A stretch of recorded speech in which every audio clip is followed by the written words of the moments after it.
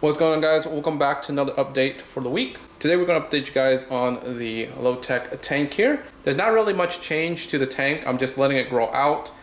We are battling black bear algae in this tank, and it's pretty rough. So the issue with the tank is right now is balance and with the light. So the previous setting I had on the tank was 50%. That was a lot of light for this tank, especially with new plants, and the plants are just kind of starting to grow. I don't think that the tank is ready for 50%. I think eventually when the plants and whatnot are filled in, we can get to 50. It's a little bit more dense, and some of the plants are a little bit, more bushy growing in and whatnot. So for the longest time, I couldn't change the intensity of the light down from 50 to where I want it. And the reason was, so the Ecotech Live, so these are Gen 4, so you have to use the Ecotech Live link on the website to go and change it. And for whatever reason, it was not working for Chrome. It wasn't working for anything. I had to submit a ticket, and it took about a week for them to reply back. Obviously, they were probably busy. And they said, hey, try it with a different browser. I normally just use Chrome for everything, so I was just like, what the heck? Chrome didn't work. The actual app didn't work. So I was like, there's something wrong. And then so they said, hey, try the Microsoft, Silver, whatever, browser and see if it works. And when I logged onto it, it worked there. So I was able to change it from 50% down to I believe this is closer to 40%, or actually 35% or 40%. And those weeks where I was trying to figure out how to change this down other than, manually moving the lights up, and I want to do that, I did everything. I reset the lights. I updated the firmware, updated the software for the thing, and nothing worked. So anyways, finally got it down, and then those weeks while I was trying to battle this, we had a lot of just green algae in the actual water. I was doing 80% water changes to kind of just reduce it, and then a week later, we get green water again, and then I had to do another 80%. So I did this for a good 3 weeks, just the way just straight up green water.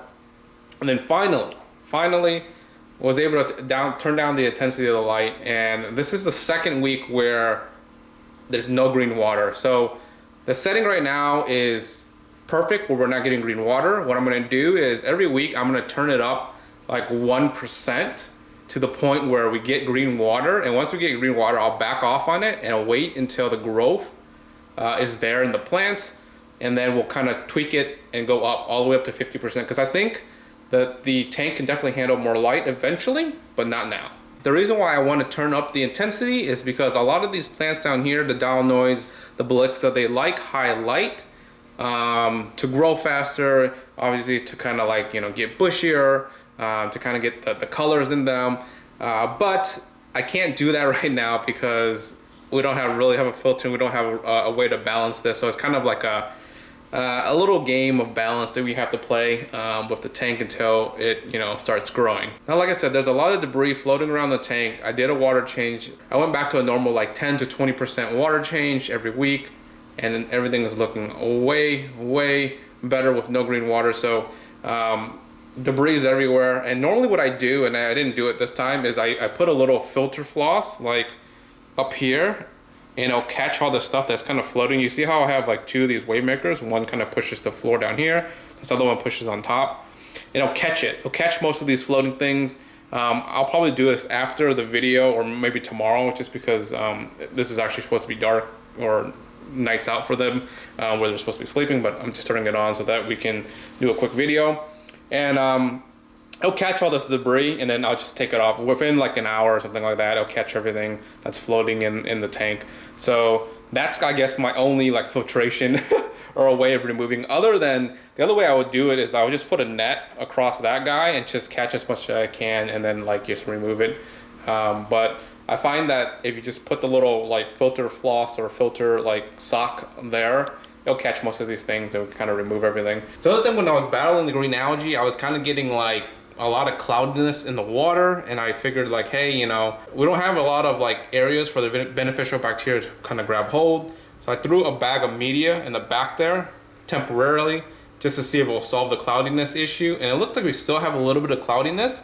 I'm trying to figure out how I want to do this so that we can hide the bag of media and have the plants grow over it. I'll probably get smaller bags and just put like smaller bags back there. I do have some of that media in between, wedged in between this rock area actually. So I figured that would be enough when I escaped it, but apparently it's not. And the other thing is it's probably because it's covered and we're not getting a lot of like, you know, flow or oxygen through there where it'll just be beneficial. So I'll have to think of a clever way to kind of use those beneficial media back there without, you know, having it exposed too much. Obviously, when we get plants kind of growing and bushy, it'll hide a lot of that. So I'm not too worried about that being like too obvious, but we can probably put them in smaller bags. That way it's not visible when you kind of look at the tank. So while I was battling the blackbeard algae, I still have a ton. So what I'm doing now is I'm just going to, every week, I'm just gonna pluck back like the leaves that have heavy blackbeard algae and just kind of get rid of them and toss them.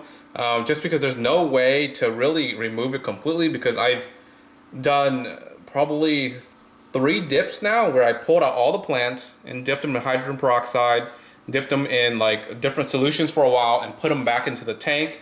And, you know, most of it would die off, but then, you know, you'll have remnants on the driftwood because I didn't want to take this driftwood apart and, you know, re-dip it or whatever.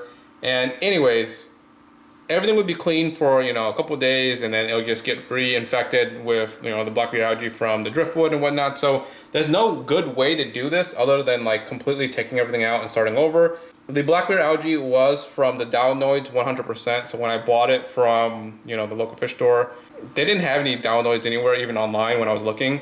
And I rolled the dice by getting it at the local fish store. I saw blackbeard algae on there. I removed as much as I could. I dipped it, whatever, right? And so, yeah, I rolled the dice, and unfortunately, we have blackbeard algae in the tank, and there's nothing I can do about it right now other than control it. There's a good way to kind of reduce it or neutralize it, and that's just introducing a SAE, and they'll basically eat most of this and control it to the point where you won't be able to see it. Now, I don't want to add one in because I know that they're going to eat the shrimps 100%. There's shrimps in here, so I don't want to risk that. And then 2, they grow pretty big and they kind of get aggressive towards other fish. And so yeah, we're not going to go with that route. So the only other route that we have is we're going to remove as much as we can, and we're going to spot treat the areas that I can't remove, and hopefully slowly it gets, you know, down to the point where it's not a lot, and then we can kind of go from there. I'm hoping that eventually when the plants grow, they'll outgrow them or outcompete the area, and then that way like the blackbeard algae kind of just be hidden or just kind of very little or go away. The shrimps are growing pretty good. They have a lot of colors. We have a lot of random mixes in here where we're getting like a lot of tigers, a lot of like chocolates. So we're going to have to remove a lot of those out so that way we don't get some random mix in here. But I don't see any shrimp that's close to purple. Some of them are pretty close, but they're more on the chocolate side. And then some of the blues that kind of look like purple, they're really dark. So I think they're more of like a darker blue. And so the breeding process will continue, and hopefully we'll see a strain or something in here that looks or resembles purple. So like this guy right here kind of is like a chocolate color. It maybe has hints of purple, but not really. But yeah, so that's something I've noticed come out a lot of these crossbreeds here. We're getting a lot of these ones here that looks like tigers. They're coming from, you know, again, crossing these other ones. And unfortunately, we'll have to remove a lot of these guys from the tank. So here's another tiger cross that came from the spawn. Looks pretty, the pattern and whatnot looks pretty, but that's not what we're going for. Then lastly, the rummy nose. The rummy nose are all doing good. We did end up losing one of the rummy nose, and unfortunately, that was it getting stuck on one of the equipment. It was the UV sterilizer that I had in the corner when I was trying to do the green water or remove the green water. It like wedged itself between like, you know, the suction and the actual like device, and it was just stuck there. And then the next day I saw it and it just like basically just killed itself. So unfortunately we lost one. The autos are all doing fine. We didn't lose any autos in here, and they're actually keeping the tank glass wall at least very clean, like super clean. Like I don't really see a spot of algae other than maybe once in a while. So they're doing a really good job. So this is the update on the low-tech tank, trying to keep it super simple. No filters, no nothing in here except for just wave makers.